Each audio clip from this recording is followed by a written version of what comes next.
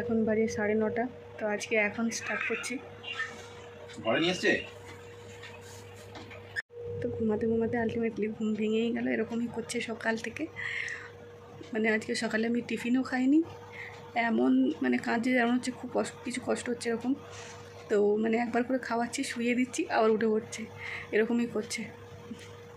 তো এই করতে করতে আমার কর্তা ডিউটি যাবে, সেও আজকে ওকে একটুখানি ধরতে করছে। ও করতে করতে প্রায় 10:30 হয়ে গেছে। তো ও ডিউটি গেছে অনেক দেরিতে, আজকে সাইকেল নিয়ে বেরিয়েছিল, দেখলো 11:45 হয়ে গেছে এখানেই। আবার বাইক নিয়ে মানে স্কুটিটা নিয়ে গেল। তারপরে পার্সেল দিতে এসেছে আজকে 2টো জামা, ওটাই মেন দেখাবো আজকে। ওর বাড়িতে আসার পর এই জামাগুলো আমি অর্ডার করেছিলাম। তো আজকে কি 3টে পার্সেল আছে দেখাবো তোমাদেরকে। 2টো পার্সেল খুলিনি, একটা পার্সেল খুলে দেখা হয়ে গেছে। আর আজকে সকাল থেকে এরকমই করছে, মানে খাচ্ছে, বেশি করে খাচ্ছে না, পেট ভর্তি করে খাচ্ছে না, খাচ্ছে খেয়েই মানে জাস্ট খেতে খেতেই ঘুমিয়ে পড়ছে। এবারে যখন শুয়ে দিচ্ছি কিছুক্ষণ ঘুমাচ্ছে, যেই আমি বিছনা থেকে নেমে ব্রাশটা হাতে নিয়েছি আবার কোনো রকমের মুখটা ধুয়ে চলে এলাম, জলটা খেলাম। আর যে খাবারটা খাবো সেটা আর যাওয়ার সময় দিল না, সেই মানে আমাকে নিয়ে বসে থাকতেই হলো। আলটিমেটলি 1টা নাগাদ গিয়ে ঘুমালো, তখন আমি গিয়ে একেবারে ডাইরেক্ট ভাতই খেলাম।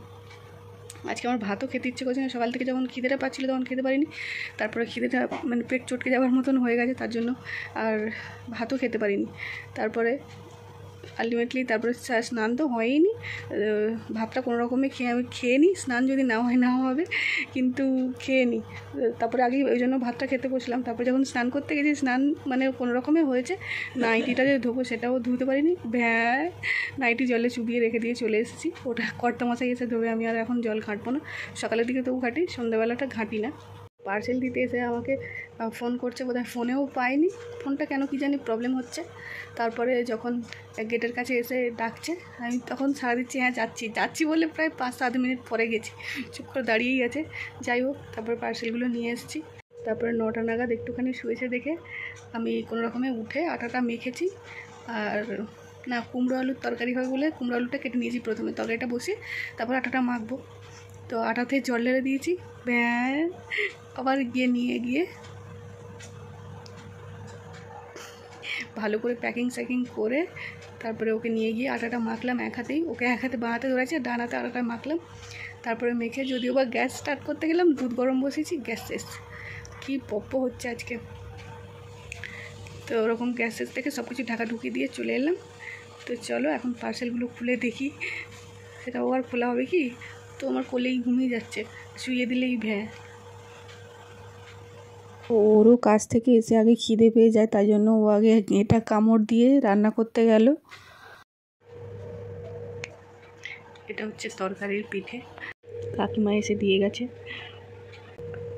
কাকিমা কালকে এসেছিলো পুলি পিঠে দিতে, বাট দুধ পুলিটা খেয়েছি।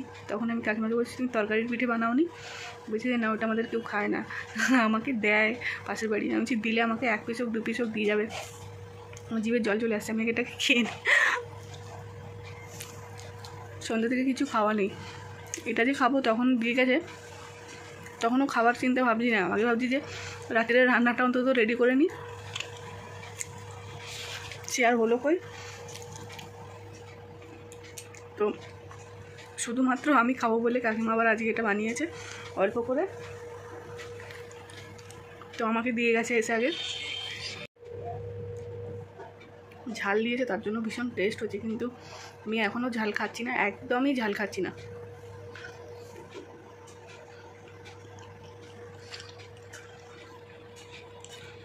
তো আলটিমেটলি এখনও শুয়েছে, আমার কর্তা গ্যাস ফ্যাস ঠিক করে রান্না করছে, রেডি করাই আছে, শুধু করবে। চলো ততক্ষণ আমি তোমাদেরকে পার্সেলগুলো দেখাই, কী অর্ডার করেছি বা কী এসেছে।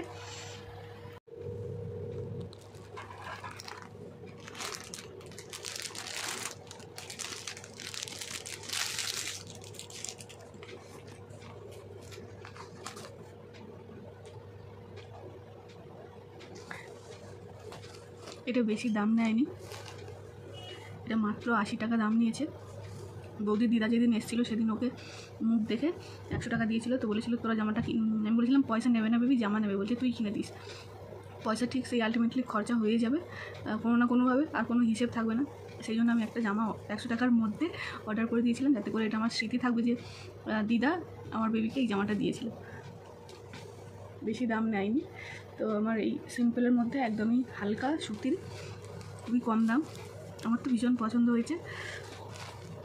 এটা খোলা হয়ে গেছিলো, দেখেছিলাম এটার মধ্যে কী আছে, চলো দেখি। এগুলো ধুতে হবে, ধুয়ে তারপরে একটু পরানো হবে।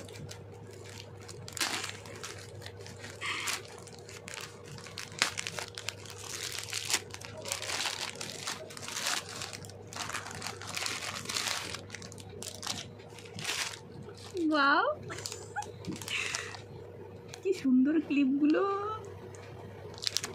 দুটো আছে একসাথে।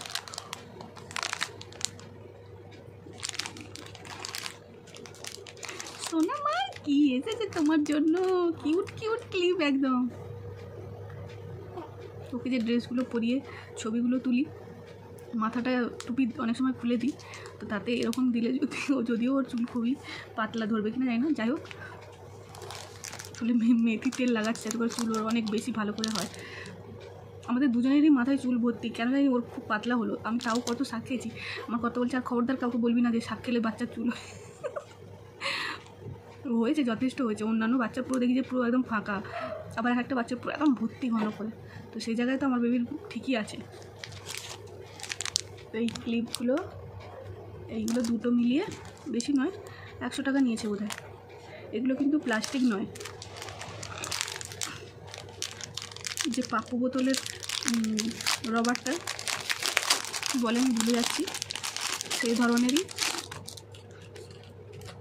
ওই বাপরে কি ছোট্ট ছোট্ট রবার টাইপের, খুব নরম একদম সফট, উঠেই পড়েছে। একটা ভাঙা না ভেঙে গেল আমি বুঝতে পারছি না, ক্লিপ থেকে খুলে গেল। এটা দেখো কি কিউট,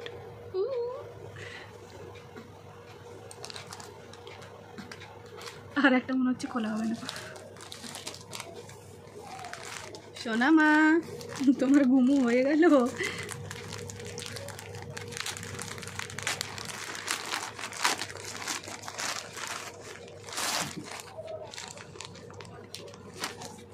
প্যাকিং যা দিয়েছে,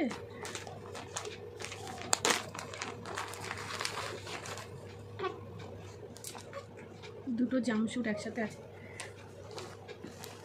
টুপি দেওয়া একসাথে, পায়ের মানে যে জামাগুলো পরায় টুপি দেওয়া, তো সেগুলো কিন্তু মানে ও পরাতেও সুবিধে, আর টুপিটা যেহেতু থাকে একসাথে, আর ও যে শুধু গোল টুপিগুলো হাত টেনে পুরো মুখের মধ্যে চাপা দিয়ে দেয়। আমাকে একদিন দেখে খুব ভয় লেগেছিলো, কাঁদছে, আমি এসে দেখি পুরো মুখের মধ্যে টুপি নিয়ে নিয়েছে। এই তো জামাগুলো এসে গেছে, তো এই বড়, এটা পুরো পাটা ঢুকবে তো।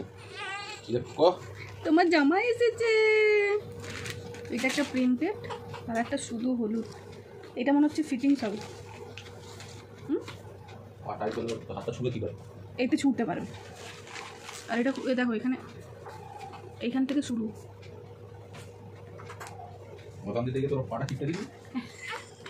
তুমি সবসময় আমাকে দোষারোপ করো, ঠিক আছে? জানো আমি কিছু না দেখেই ওর পা আটকে দেবো। এই টিপটপ বোতামগুলো রয়েছে,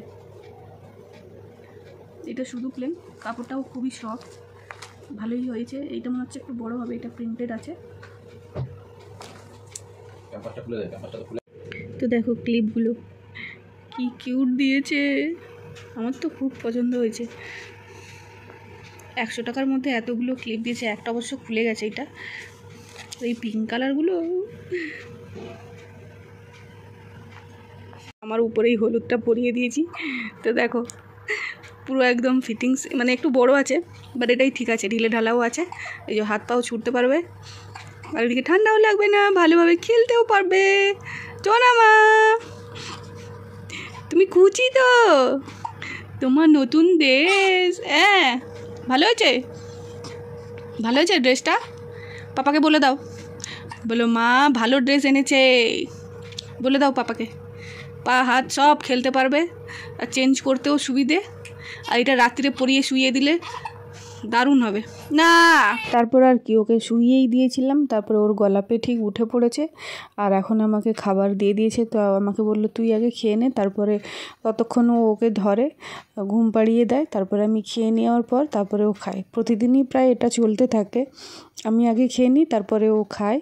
তো ওরও বেশ ভালো লাগে যে ওর গলাপেও উঠে পড়ে, সেই জন্য ও একটুখানি এই সময়টা ওকে কোলে নিতে পারে বা আদর করতে পারে।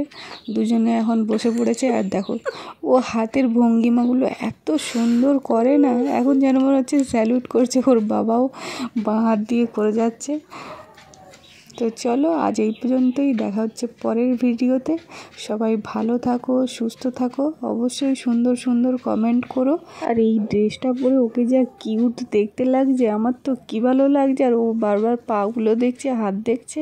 তো এইবার ও ভালোভাবে ঘুমিয়ে গেছে, এবার শুইয়ে দিলে এবার ঘুমিয়ে যাবে একদম। সেই ভোরবেলায় ওঠে, হয় 2:45 না হয় 4:45। এবার শুয়ে দাও। তো লাইক করতে কিন্তু একদমই ভুলো না। চলো টাটা, বাই বাই।